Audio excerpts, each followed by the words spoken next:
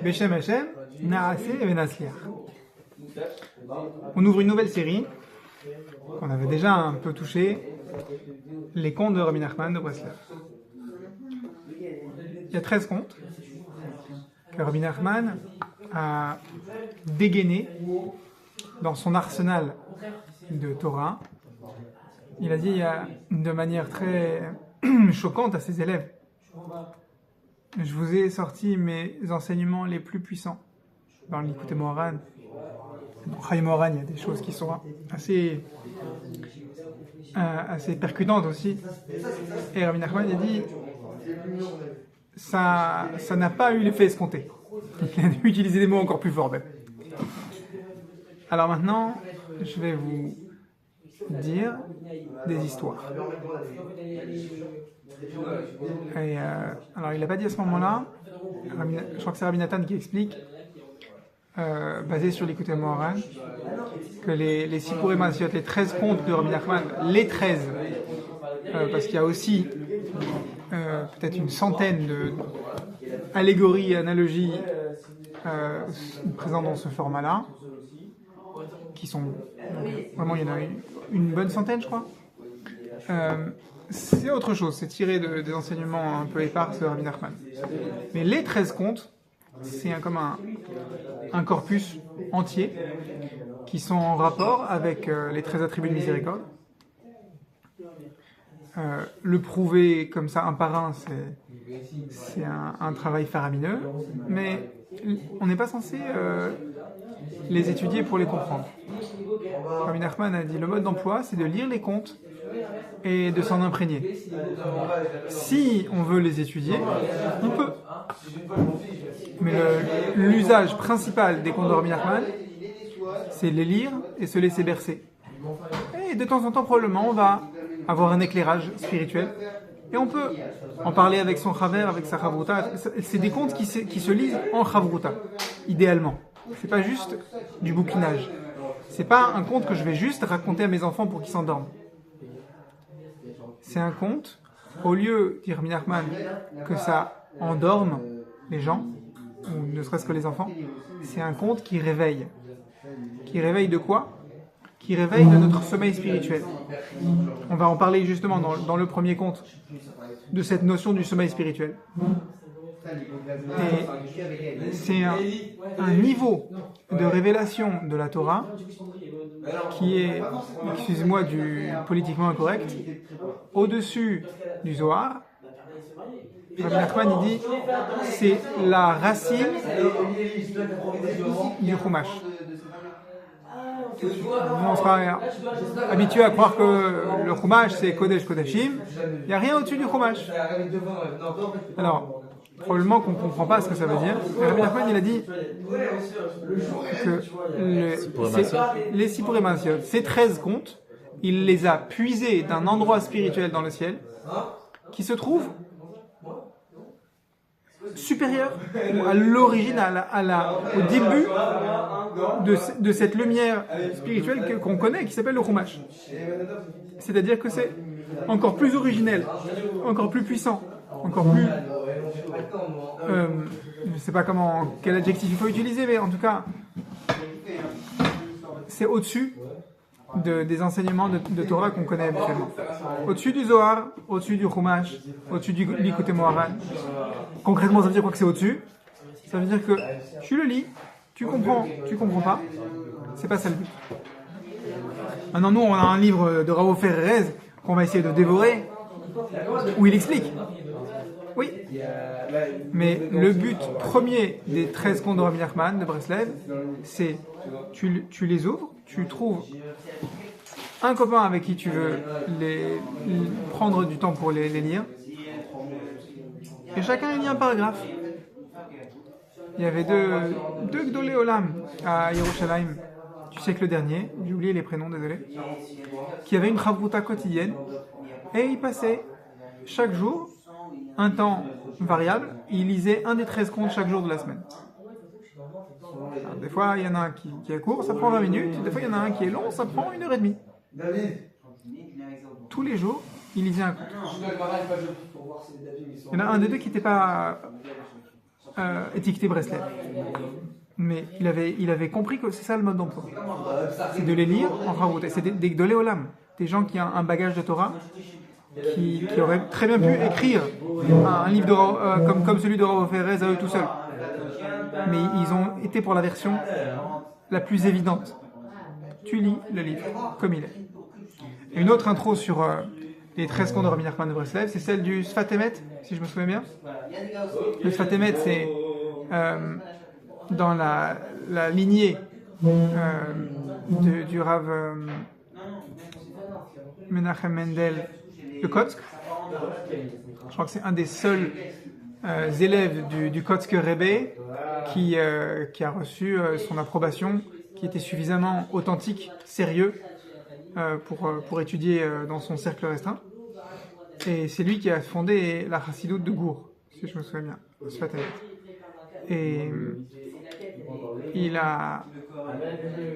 Et le Sfat Emet, il a un commentaire magistral sur la Gemara. Alors on ramène c'est un monsieur qui est grand en Chumash, il a un commentaire sur le Chumash. Il est grand en Chassidut, reconnu par le Kotsk Rebbe, qui ne reconnaît quasiment personne, et grand en Gemara. Donc il est grand partout. Une fois, le Sfat Emet se rendait à Mincha, dans une choule. Il était en voyage, il arrive dans une choule pour faire Mincha avec ses élèves. Ils sont en avance pour commencer avec le Minyan. Alors, il sait qu'il a peut-être 1 heure à remplir. Il dit à un de ses élèves, va me chercher le premier livre que tu trouves dans la bibliothèque. L'élève, il savait bien que quand son maître dit ça, c'est apprendre au pied de la lettre. Si jamais il prend un livre et qu'il voit « Oh, un livre Breslev, en plus des contes !» c'est pas le genre de livre que je pense que mon Rav il voulait. Mais en même temps, si je vais commencer à rentrer dans des calculs, c'est certainement pas ce que mon Rav voulait. Donc mon Rav, il a dit le premier livre, je lui donne le premier livre, même si je comprends pas. Il lui a amené les contes de Rabbi Nachman de Breslev. Et là, le Sfat Emet, il s'est mis dans sa posture habituelle de limoud, et il s'est posé, il a lu le livre du début à la fin, dans le temps qui leur restait avant que le minyan de Mincha commence. Et il a dit, en commentaire sur les Sipurei Maasiot, le premier et le deuxième conte, j'ai à peu près compris, je crois. Après, c'était de plus en plus difficile à suivre. Le dernier conte, je sais que je n'ai pas compris du tout. Alors, si le Sfat Emet, il en est là, c'est que ça nous montre à quel point le mode d'emploi de Rabbi Nachman de Breslev, il est à prendre au pied de la lettre. Tu lis et tu te laisses porter. La vérité, c'est qu'on veut quelque chose à se mettre sous la dent. Dans notre génération, on a du mal à se laisser porter. On est assez crispé. Donc pour nous aider à nous détendre, à nous décrisper, Rav Ferez a écrit un livre. Hier soir, on avait Rav Arush, ici dans la communauté, et lui aussi, il a écrit un sefer sur la princesse disparue, sur le premier conte qu'on va lire. On l'a déjà étudié il y a quelques années ici. Mais le livre de Rav Ferez, peut-être il est plus axé justement sur décrisper, se détendre.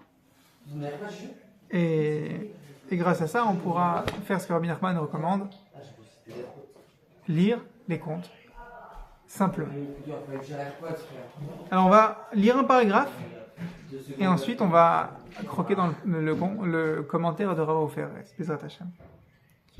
Le premier conte de Rabbi Nachman de Breslev, il s'appelle le conte de la princesse disparue. Un conte, en hébreu, on dit un maasé. Sipurei Maasiot. Il n'y a pas de traduction littérale. En français, on dit un conte.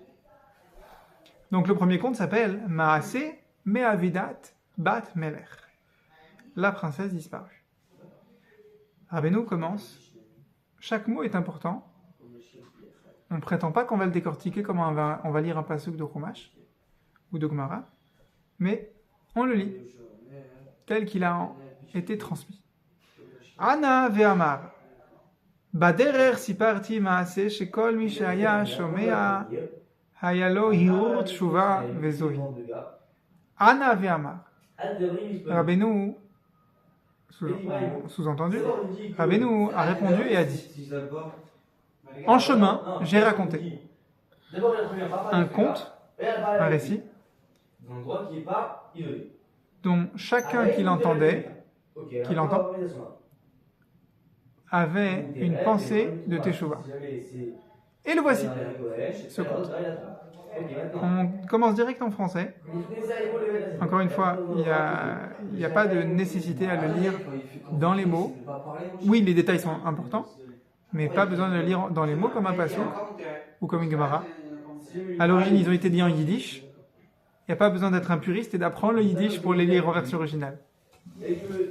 Maasé, le conte d'un roi qui avait 6 fils et une seule fille.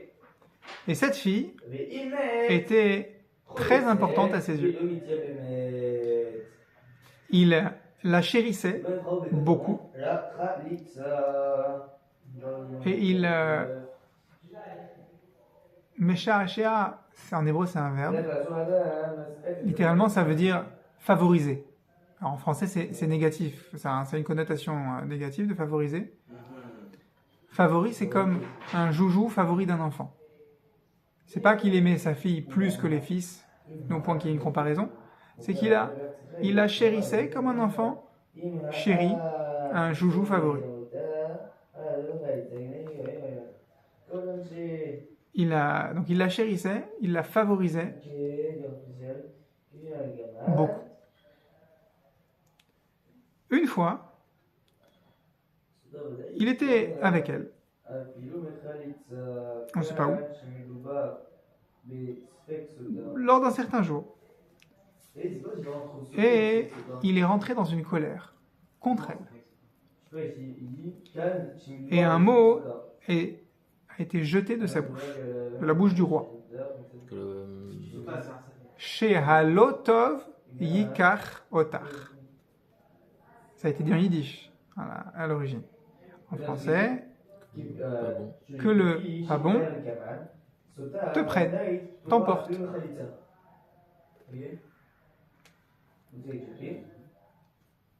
À la nuit, elle retourna dans sa chambre. La princesse. C'était quoi sa bêtise? On ne sait pas la raison pour laquelle le roi a dit cette phrase. On ne sait pas si c'est un événement ancien, si c'est une bêtise de la princesse, si c'est une colère dû à un facteur extérieur pour le roi, ou est-ce que c'était une colère que le roi avait déjà prévu de faire? Mais c'est comme Stam, il l'a vu comme ça, il l'a vu, il a balancé cette phrase-là comme ça. Cette phrase-là a été jetée de sa bouche. D'accord. Tu pourrais expliquer, quand un bébé vient au monde, il crie. Et le bébé, du point de vue du bébé, ça fait mal. Mais du point de vue biologique, un regard médical, il dirait « Ah, magnifique, il crie enfin. C'est bien, il est vivant. » S'il ne crie pas, c'est qu'il est en danger. Est-ce que c'est un mal nécessaire, cette phrase que le roi a dite? On ne sait pas. On raconte l'histoire. C'est l'exercice de lire ces contes, c'est justement d'ouvrir les horizons. Pourquoi? Pose la question, très bien. Émets des propositions, mais ne te ferme pas. Ouvre tes horizons. Vehaya aviha metzair meod. Pardon. Elle retourna à sa chambre à la nuit, et le matin, elle n'était nulle part où il n'y avait nulle part où la trouver. Et son père, alors Metzaer, il se faisait beaucoup de soucis, il se fait beaucoup de peine. Son père se faisait beaucoup de peine. Alors je te le donne en 1000, le roi c'est Hachem, Yitbarach. Alors est-ce qu'on peut dire que Hachem se fait de la peine? C'est à raconter entre guillemets. C'est ça l'intérêt d'un conte, c'est que tu peux prêter des qualités humaines au roi, quand tu sous-entends clairement que le roi c'est Hachem, sans mettre tous les guillemets que tu mets d'habitude. Parce qu'au final, c'est qu'un conte. Ve'alach, et il partit, pardon, et il partit la chercher. Le roi lui-même partit chercher la princesse disparue, ici et là. Et là, le vice-roi, le second du roi, s'est levé. Car il a perçu, il a vu que le roi se faisait beaucoup de peine. En hébreu, je suppose en yiddish aussi, le verbe se faire de la peine, il est réflexif, c'est se faire. Mitztaer, il se fait de la peine. C'est pas qu'il le ressent, c'est même qu'il se fait de la peine. Il fait l'effort de ressentir cette peine, il se concentre dessus. Ubikesh, et le second du roi demanda à ce qu'on lui donne, à ce qu'on lui fournisse, il a demandé au roi à ce qu'on lui fournisse, un serviteur, un cheval et de l'argent. De l'argent pour ses dépenses, afin qu'il aille chercher la princesse disparue. Et il la chercha beaucoup, et il la chercha un temps conséquent, un long moment, un très long moment, jusqu'à ce qu'il la trouve. Fin du premier paragraphe. Je ne sais pas si on va y passer 1, 2, 3 semaines, rien qu'à expliquer ce premier paragraphe. Il l'a trouvé à la fin. Et à la fin, il la trouva. Mais Là, dans le premier paragraphe. Ah, d'accord. dans le premier paragraphe, il l'a trouvé. Non. Dans le conte, il a. Ah, pardon, excuse-moi. Dans le conte, il la trouve pas, il la trouve comment à la fin? Oui, chez Metsa, il l'a trouvé. Mais au début, à la fin de ce premier paragraphe, on te dit que le second du roi va trouver la princesse disparue. Très bien. Maintenant, il y a une introduction qui mérite vraiment qu'on se penche dessus. Qui est ce protagoniste, le second du roi? C'est qui d'après toi? C'est qui ce protagoniste qui prend les devants quand il voit que le roi se fait de la peine et que le roi s'occupe de quelque chose qui est peut-être pas de son rang. Le roi, il a un royaume à gérer, même s'il est attaché à sa fille d'une manière qui nous dépasse. Le roi, il a une richesse de cœur très profonde, donc forcément il est attaché à sa fille. Mais ce n'est pas de son rang d'aller et de se salir pour aller chercher sa fille. Alors le vice-roi dit, moi je vais chercher. Qui est ce vice-roi? Et qui est la princesse pour ce vice-roi? C'est juste parce qu'il est au service du roi qu'il va la chercher? Ou est-ce que lui aussi il a un besoin de chercher et de trouver la princesse disparue? Alors Rav Ferrez explique. On va tantôt parler en hébreu ou en français pour dire le second du roi. En hébreu on dit Hasheni la melech ou Sheni la malchut, le second du roi. Il est parti chercher la princesse disparue. Toutes les difficultés qu'il va rencontrer, les obstacles, les embûches, sont les embûches, sont les difficultés de parcours de notre vie que nous rencontrons dans notre monde-ci. C'est pas juste dans les mondes spirituels, puisque c'est l'enseignement des 13 contes de Rabbi Nachman. Ils proviennent d'un endroit spirituel qui est extrêmement élevé et plus haut que le Zohar HaKadosh. C'est pas pour autant qu'on parle de notions spirituelles qui nous échappent. Non, il parle des tribulations d'une personne dans ce monde-ci. Et des tribulations spirituelles. C'est ça l'analogie que fait Rabbi Nachman pour expliquer notre vie. Il met en scène le Sheni la Melech, le second du roi. Ensuite, on doit souligner que ce conte-là, c'est un conte d'amour et de languissement. D'ailleurs, c'est le titre que Rav Arush il a choisi, Gan Hagagouim, le jardin des languissements, pour titrer son commentaire sur le conte de Rabbi Nachman, la princesse disparue. Dans ce commentaire-là, Rav Arush, il va en long et en large pour nous enseigner comment nous languir. Comment développer, faire de la place exprès, entretenir un désir pour Hachem, un désir de s'attacher à Hachem. C'est une facette du conte. Rav Ofer va nous montrer une autre facette du conte. Personnellement, le livre de Rav Arush, le Gan Hagagouim, c'est une notion qui est déjà intraduisible en français. Les languissements, les désirs, c'est une approximation. C'est vraiment un livre qu'il faut lire en tête à tête avec quelqu'un qui a des ambitions spirituelles similaires aux nôtres. Pour être sur un petit peu le même niveau, pour se comprendre.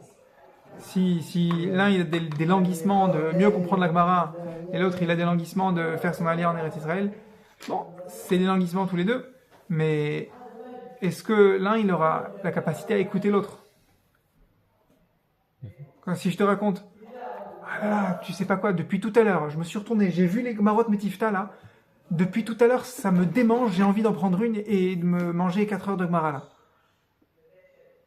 C'est juste que je suis pas capable encore de faire un Tosfot avec Metifta sans aller voir le français, mais bon, j'ai très envie. Tu arrives à comprendre ce que je te raconte ou c'est du chinois? Non, Tu comprends? Tu arriverais à m'aider à poser ce languissement insatiable? Ou est-ce que tu vas me dire, écoute, je sais pas trop de quoi tu parles, ça me dépasse un peu? Tu vois le... Ok, alors, ça c'est un aspect du conte qui est expliqué dans le Sefer de Rav Arush, le jardin des languissements. Toute cette histoire, c'est une histoire de languissement, d'amour. Entre le second du roi et la Vedat Alemet. Pas pour la princesse, c'est pas un prince charmant le second du roi. Il va pas se marier avec la princesse. C'est pas ça le propos. C'est pas un conte des frères Grimm, Disney, Hollywood, c'est pas du tout ça. La princesse disparue, c'est comme un objet spirituel qui me manque. Les Avdil. J'ai fait un puzzle 3 millions de pièces que je veux accrocher dans mon salon. C'est un puzzle du Beth Amikdash, c'est une cascade, c'est des licornes, ce que tu veux. Juste, il manque une pièce. Ou il en manque 50. Il m'en manque. Et là, le puzzle, il est comme ça encadré dans le salon et il manque bien un trou. Avdil, c'est ça la princesse disparue. C'est une pièce de moi-même qu'il me manque. Donc on comprend que je l'aime cette pièce, parce qu'elle m'appartient en fait. Elle fait partie intégrante de moi-même. Et elle me manque. Hi ahava akdosha ve'atera alea mushtet haolam. Et l'amour qu'on va décrire dans ce conte, c'est l'amour sur lequel le monde entier il est basé. Le fait de retrouver cette perte, de retrouver ma princesse disparue, ça va ramener le monde entier à sa perfection. Le monde entier il a besoin de se mettre en quête de sa princesse disparue. Chacun sa princesse personnelle, son morceau de neshama personnel à qui il lui manque. Mais ma quête et le fait que je retrouve mon morceau de neshama, ma princesse disparue à moi, ça va faire avancer le shmilblik du monde entier. C'est pas écrit shmilblik en hébreu. Ouais, j'ai compris. Bat melech ha'avudahi chelek ruchani pnimi. La princesse disparue, c'est une pièce de puzzle spirituelle, intime. La racine,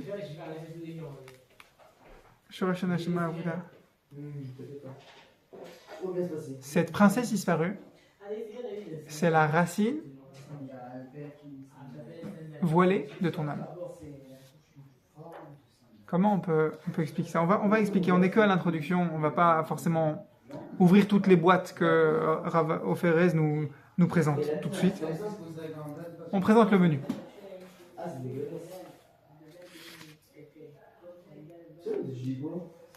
Le second du roi, c'est chaque Ben Israël qui est venu dans ce monde. Il y a un... est-ce que tu connais le film j'ai oublié le titre du film. C'est un Pixar où tu as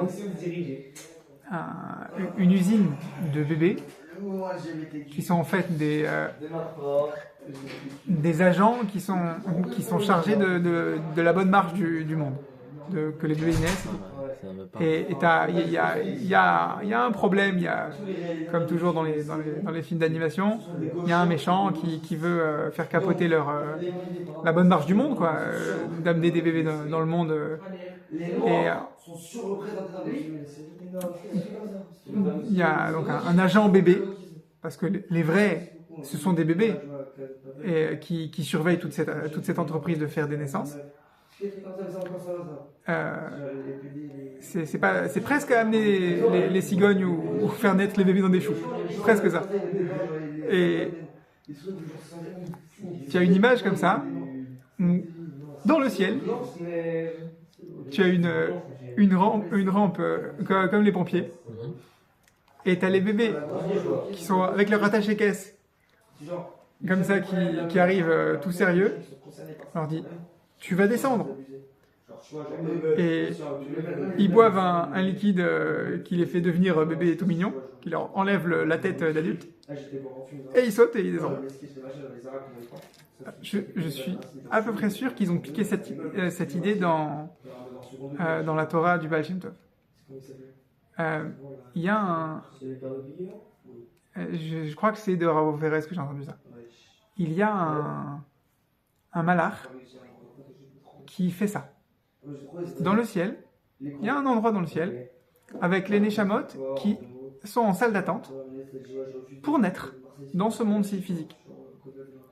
Et il y a un malach qui est préposé à distribuer les Neshamot là où elles doivent aller. La cigogne, les Havdil.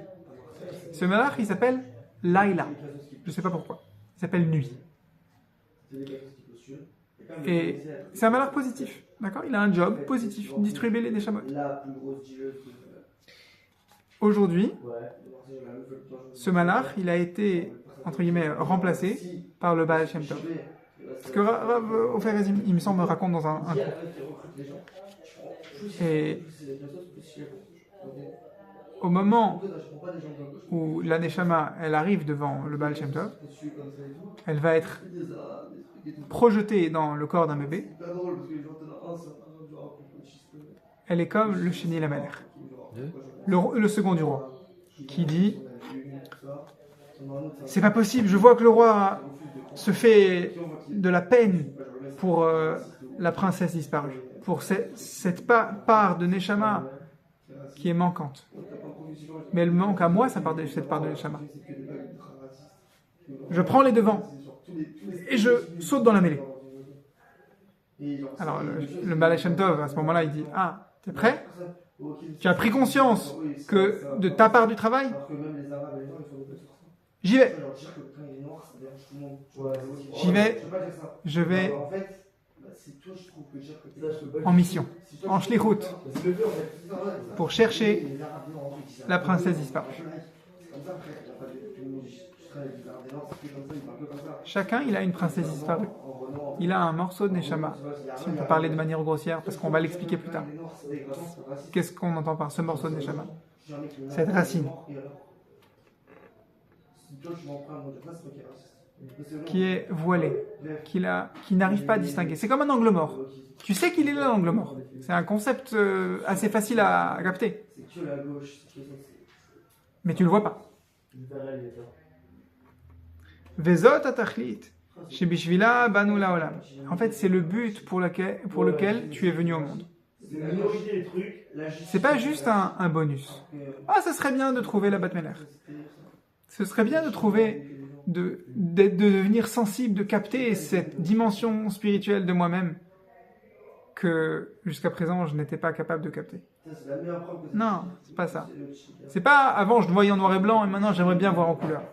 Ou j'étais daltonien, je voyais pas le rouge et le vert, maintenant j'arrive à voir le rouge et le vert. Non.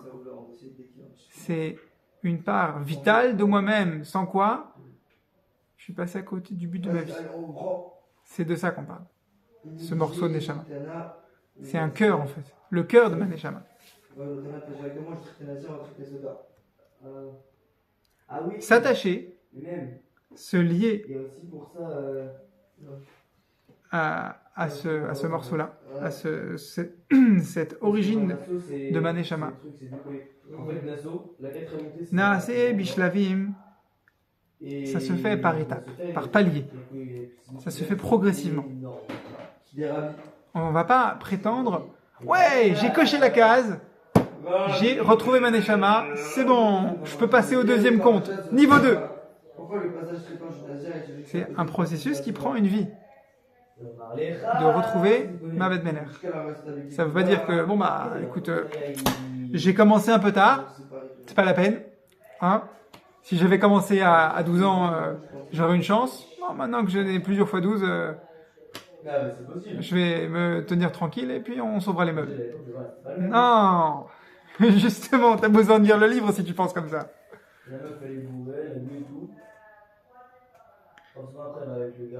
C'est comme le lien entre un homme et une femme dans le couple. Au début, les membres du couple se reconnaissent. Ah, c'est toi. Ah, je reconnais telle émotion chez toi, telle qualité, telle autre qualité aussi, telle habitude.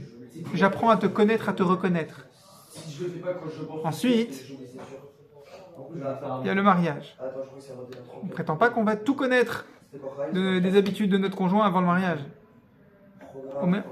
On reconnaît une forme générale avant le mariage. Hakamat Habayit. Après le mariage, on fonde un foyer. Et on fonde la vie. On prend un rythme de vie où chacun est associé à l'autre. Chacun laisse une place à l'autre. Shem Ashlavim, Shela Atardut Benehem. Ça, ce sont les étapes de la formation d'un couple. Car Gam Etzenu, c'est aussi notre propos. Pour que tu puisses écouter cette princesse disparue, cette partie de ton âme qui est voilée, il va falloir que tu l'écoutes. Il va falloir que tu fasses une place. Comme un mari doit faire de la place à son épouse et inversement, réciproquement, dans le couple. Donc, laisser la place à ma Neshama, c'est un chapitre qu'on va Bezrat Hashem ouvrir dans ce livre.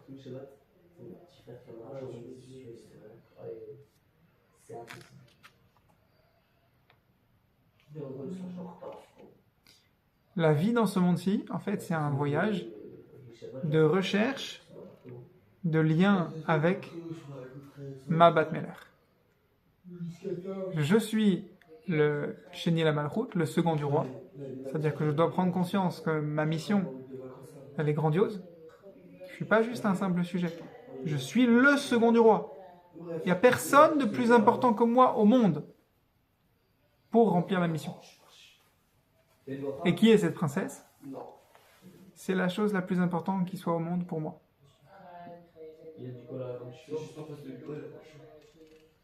Bitrilat aderer bat amelech ne'elemet. Au début du voyage, la princesse disparaît. Elle est voilée. Le voile commence et c'est choquant. Au moment où on prend conscience, ça peut arriver peut-être plusieurs fois dans une vie, plusieurs fois dans une journée, on se dit, allez, je vais me prendre en main. Il y a quelque chose à faire là, il y a une urgence, il y a un besoin vital. Ça s'appelle faire teshuva. Je prends conscience que c'est bon, je ne peux plus continuer ma vie comme ça. Il faut que je mette de la Torah dans ma vie. Il faut que je respecte la Torah à laquelle j'avais déjà donné une place. Etc. Chacun sa prise de conscience, à chacun à un niveau de sa vie. dès qu'on fait ça, bam, il y a un voile qui s'installe. Je la perds. Ou alors c'est à cause du voile qu'on prend conscience. Mais au début, il y a un malaise qui nous provoque. Car gam ovrot al kol adam tekufot shel arafel. Chaque personne traverse des moments de sa vie d'obscurité.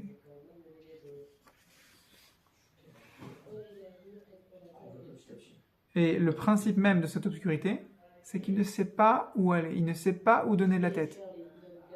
Il se doute même pas qu'il y a, oui, il soupçonne qu'il y a une issue, une sortie, de la lumière au bout du tunnel, il soupçonne, mais il n'en est pas sûr. C'est marrant parce que